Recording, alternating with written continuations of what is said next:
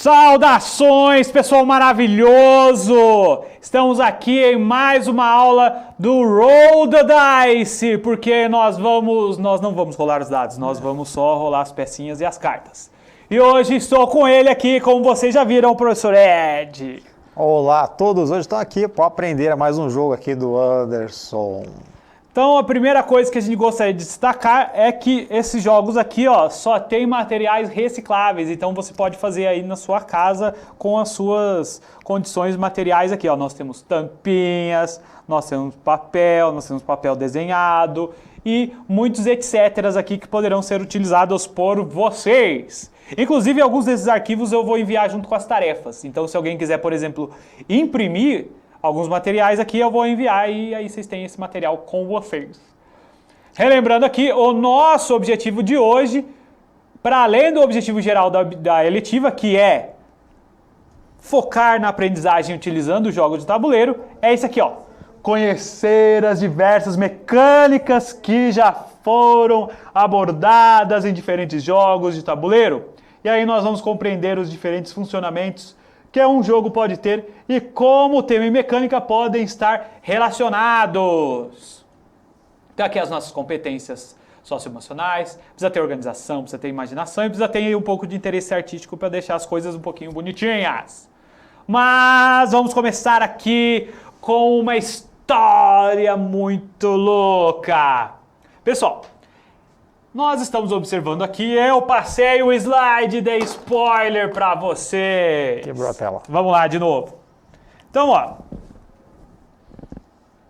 Cadê? Então, ó. Aqui. Nós estamos vendo aqui, ó, uma pessoa jogando Sené, que é um jogo egípcio. Esse jogo, ele tem uma grande característica, assim, de posicionamento de peças, e se vocês observarem a imagem bem nessa parte aqui, vocês estão vendo um tabuleiro e algumas peças que parecem o xadrez, mas não é o xadrez. Nós temos também o jogo real de Ur, que utiliza um tabuleirinho também e algumas fichas.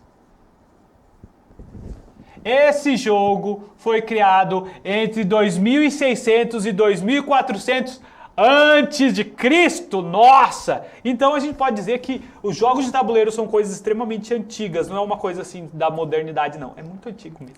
Ah, o Tutankhamon tinha um jogo de tabuleiro no túmulo dele, né? Então olha só, é uma coisa assim que atravessa os séculos. Aqui nós temos esse jogo chamado Maku Yushotliu, ou alguma coisa parecida com isso, que parece um ludo aqui, ó, se vocês observarem o tabuleiro. E outro jogo aqui é um jogo chamado Liubo, da dinastia Han. Então, para além da característica do tempo também, nós temos uma característica bastante interessante com relação à localidade, né? Nós temos o Egito, que fica na África, nós temos os mesoamericanos, que ficam na América. Nós temos o jogo real de Ur, que fica lá na região do Tigres e Eufrates, que é na Ásia. E nós temos a dinastia Han, que é chinesa, então é lá no Extremo Oriente. Então, para além de ser algo que percorreu eras, é algo que percorreu também o mundo inteiro. Então, quando nós estamos jogando, nós estamos em contato com a história do mundo.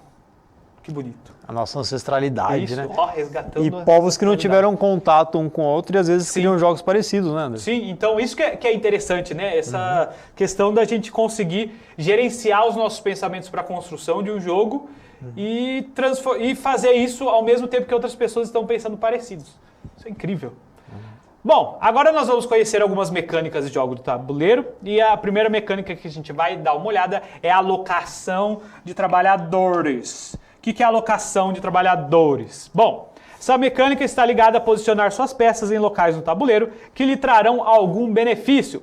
Esses locais podem ser compartilhados com outros jogadores, de modo que dois jogadores não vão poder ocupar o mesmo espaço. Então ele vai precisar ter um tipo, chegou primeiro, levou. Então vamos exemplificar aqui com esse tabuleiro do planeta Terra. Então, suponhamos que esse jogo aqui fosse marcado pela utilização da mecânica de alocação de trabalhadores. Nós temos diversos círculos aqui, esses círculos podem ser os locais. Então, nossos trabalhadores vão ser esses hominhos aqui, ó, bonitinhos, os meeples.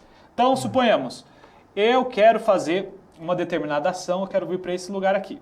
E esse lugar aqui faz com que eu pegue, por exemplo, 2 cubinhos amarelos. Aqui, ó, peguei 2 cubinhos amarelos porque eu fui nesse local aqui no continente africano.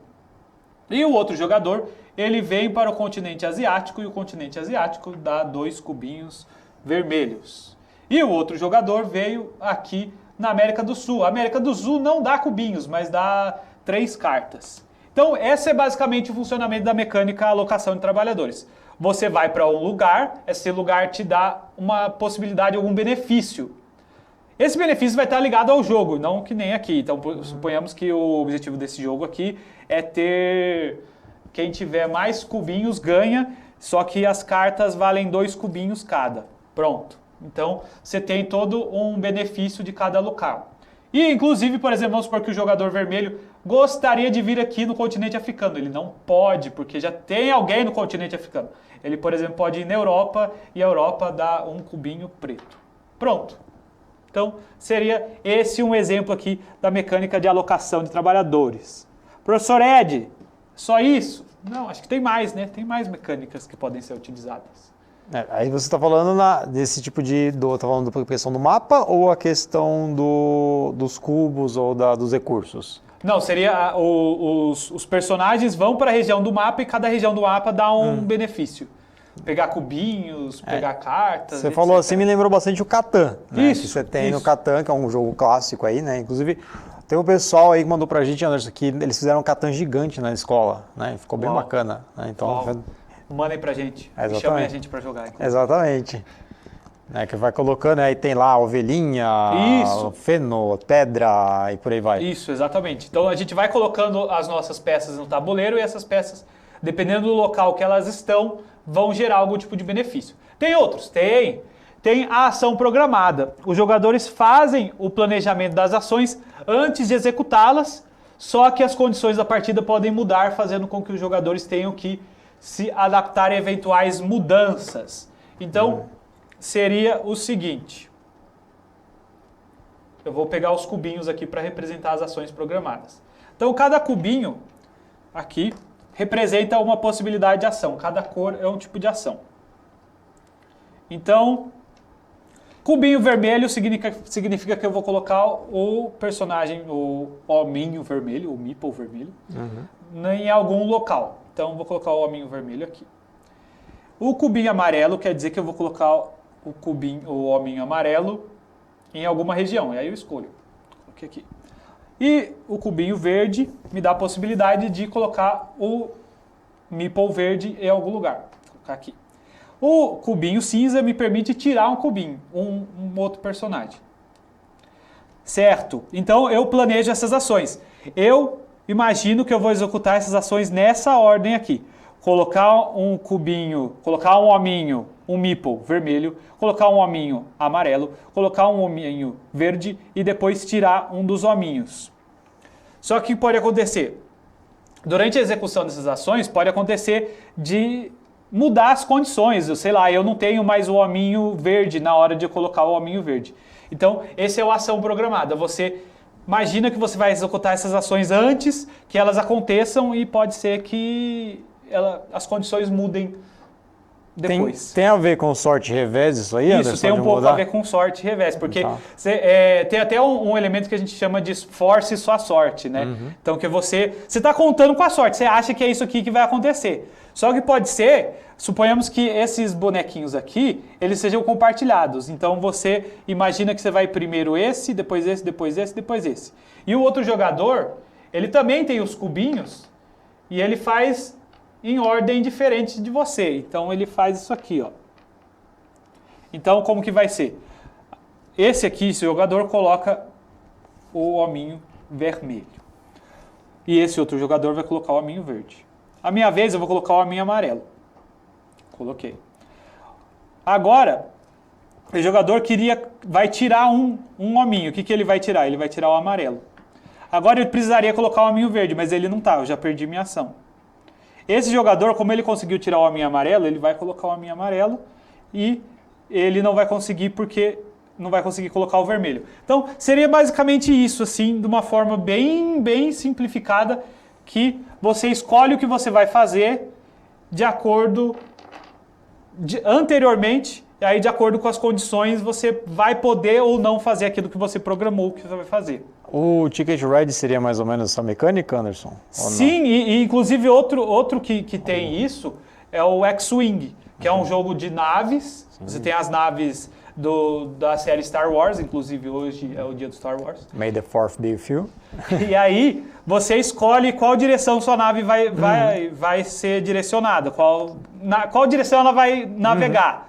Mas aí o que acontece? Pode ser que outra pessoa vai no mesmo lugar e vocês batem e pronto, você perde pontos. E o Banco Imobiliário, que é um clássico, essa mecânica também, você entra nesse ou não? Não, o Banco Imobiliário é mais torça para não cair no hotel. Ah, tá. Ok. Então, porque o Banco Imobiliário ele é basicamente muita sorte. Então você vai jogando os dados e o que caiu você anda. É. E se você cair num lugar que é ruim, você vai perder muito dinheiro. Tem muita estratégia, né? Controle e influência de área. Nessa mecânica, há uma disputa entre os jogadores pelo controle de algumas áreas do tabuleiro, envolvendo a maioria das peças. E esse aqui, eu acredito que alguns de vocês conheçam, porque um jogo que tem controle e influência de área é o War. Conhecido War. Então, suponhamos que eu sou o personagem vermelho aqui e eu estou, né, na Ásia. E nós temos o jogador amarelo que está na Europa e na África. Então, o controle de área seria você ter a maioria das peças em uma determinada região do tabuleiro. E vamos colocar aqui o verde. E agora... e um pouquinho de verde aqui. Pronto. Então, suponhamos que o jogador amarelo quer controlar esse espaço aqui que está o jogador verde. Então, ele move suas peças para cá e move essa aqui, que estava na África, para cá. Agora, tem 4 amarelos aqui e 3 verdes. Logo, quem tem maioria leva o lugar. Então, o verde, por exemplo, teria que recuar para a América do Sul. Isso aqui é uma forma bem simples de explicar essa mecânica, mas, no geral, seria isso. O interessante é vocês pensarem que nenhum jogo vai ter uma mecânica apenas. É muito difícil que isso aconteça. Então, isso vai gerar diferentes possibilidades. No caso do War, por exemplo, uma mecânica como essa de controle de área iria envolver rolagem de dados. No Kemet, que é um War meio egípcio lá, também tem os personagens lá, tem as cartas, né, que vão influenciando. Então vai mudando algo, sempre vai mudando de uma coisinha para outra, mas todos têm algo em comum aí, né? Tem algo em comum, que é a mecânica principal. E agora, gente, nós temos a mecânica de leilão. Mecânica de leilão, professor Ed, vamos exemplificar, não vou nem ler aqui. Esse aqui, professor Ed, é o seu dinheiro. Ok. Esse aqui... My precious. É o meu dinheiro e eu vou colocar essas cartas aqui. Então a gente... Essa carta aqui está em leilão. Ok. Então vamos começar. Eu começo dando uma carta aí com um desenho. Inclusive foi minha filha que fez. Muito obrigado, Sofia, por ter feito esse desenho. E tá aqui. Então eu dou 3 pecinhas aí por essa carta. Eu pago 4. 4? Porque a Sofia merece. 4 gelatinas. Eu vou dar 5 gelatinas, gostei das gelatinas. 7 gelatinas. 7 gelatinas. Aí eu penso assim, melhor não.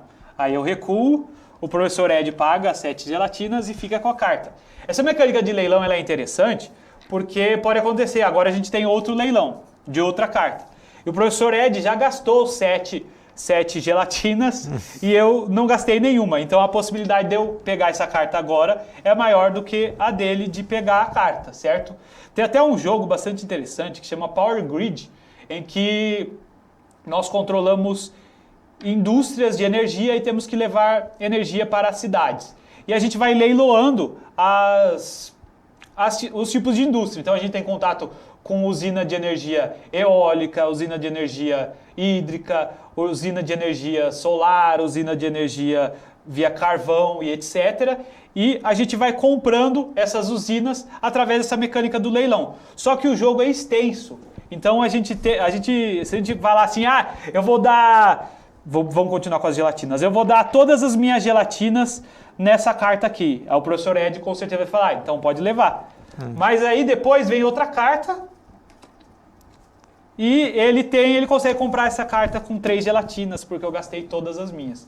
Então é uma forma interessante da gente aprender a gerenciar recursos. É uma coisa que dá para levar para a vida, não jogar todas as moedas numa única cesta, né?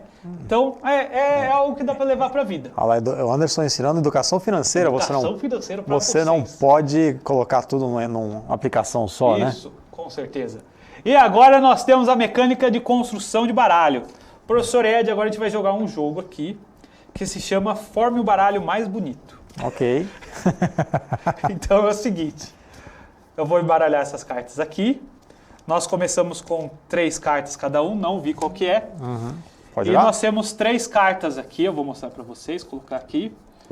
E aí a gente vai comprando cartas até a carta mais bonita. Professor Ed, qual que é a carta mais bonita aí? Você pode pegar. Ok, vou pegar essa aqui. Essa aqui, então aparece uma nova. E eu vou escolher, vamos ver qual vai ser a carta mais bonita. Aqui. E depois a gente vai pedir para vocês escolherem qual que é o baralho mais bonito aí de nós dois. Então aqui, eu vou pegar essa. Aqui. Então seria isso. A gente vai comprando cartas e formando o nosso baralho.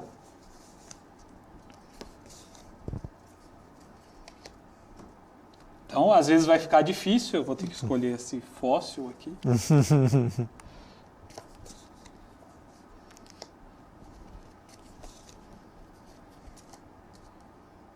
Então, eu acho que deu para entender como que é então essa mecânica de construção de baralho. Nós vamos construindo nossos baralhos no decorrer do jogo e aí vamos formando o nosso baralho e no final ganha quem tem determinada característica. No nosso caso, nós estamos escolhendo o baralho mais bonito. E aí, gente, olha só que interessante. Olha só que interessante. O jogo que está aqui ao fundo é um jogo de construção de baralho. Inclusive, é o primeiro jogo que utilizou essa mecânica, ele se chama Dominion. E a outra coisa interessante é que você pode misturar todas essas mecânicas ao mesmo tempo, sem falar de outras possibilidades que existem. Por exemplo, vamos tentar misturar aqui construção de baralho com colocação de peças. Então, eu vou ser o verde, o professor Ed já é a gelatina vermelha, né? E aí, imagine que, professor Ed, nós precisamos, além de ter o baralho mais bonito, nós precisamos ter as pecinhas mais bonitas também. Porque esse jogo é sobre beleza. Beleza, estética. Então vamos colocar as pecinhas aqui. E a gente vai colocando as pecinhas na nossa região e formando a coisa mais bonita. As pecinhas não vão ser nossas, não. Vai ficar muito melhor. Vai ser as pecinhas misturadas aqui e a gente vai ter que ir colocando pecinhas aqui. Tá. Então assim, eu vou comprar uma carta e vou colocar uma pecinha num lugar e tentar formar uma coisa bonita. Agora você coloque a sua carta e coloque a pecinha em algum lugar. Vou acabar com a queimada e colocar a pecinha lá na Amazônia. Para acabar com a olha queimada. Que bonito. Olha só. Então tá aqui, eu vou pegar o homem olhando do planeta Terra, vou colocar uma pecinha na NASA. Aqui. Põe na Flórida. Perfeito, cadê? Aí, Flórida tá do outro lado, mas tudo bem. Que isso, na Flórida. Tá. Confundindo com Califórnia. Beleza. Tem a ver com... Essa mecânica tem a ver com Yu-Gi-Oh!, com Magic... Sim, o Yu-Gi-Oh! Ele tem um pouco dessa questão de gestão do baralho. Mas eu não diria que é construção do baralho, porque no Yu-Gi-Oh! No começo do jogo você já tem o baralho pronto. Sim. No construção de baralho, você vai construindo seu baralho no decorrer com o jogo do jogo acontecendo. Entendi. Porque em inglês a gente chama de deck building, Deck building, isso. Então, gente, eu acho que essa é a questão geral aí. Eu acredito que esteja dando tempo aqui da nossa interação. Sim. E nós vamos chamar vocês para jogarem conosco. Então, nos vemos daqui a pouco.